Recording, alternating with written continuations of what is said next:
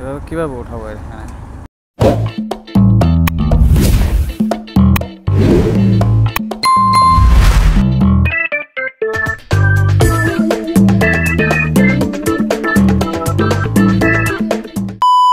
আমরা এখন যাব রাজস্থলী।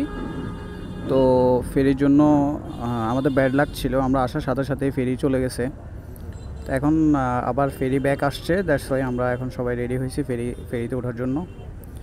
তো ফেরিতে উঠবো, ওঠার পর ওই পারে যাব, যাওয়ার পর রাজস্থলী যাব। পার্সোনালি আমি রাজস্থলীতে আর কখনো যাই নাই, এটাই আমার ফার্স্ট।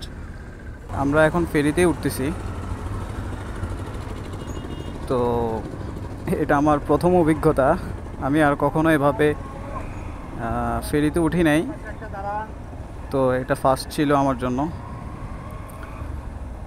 যাই হোক, পূজা চলতেছে তো এই জন্য ওরা মনে হয় এটা ওদের পূজার জন্য নিয়ে যাচ্ছে।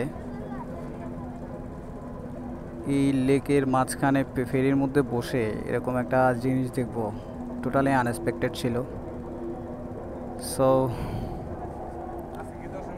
দেখি নামবো এখন, দেখা যাক আসলে।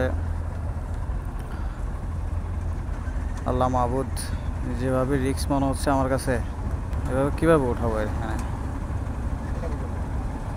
ও আচ্ছা, এটা এভাবে মিশে যায়, এটা তো জানা ছিল না।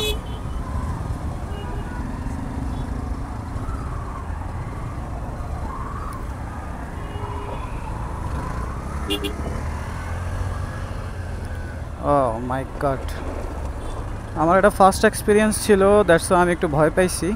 তারপর ও যাক, আলহামদুলিল্লাহ সাথে যারা ছিল তাদেরটা দেখে মোটামুটি উঠতে পারলাম।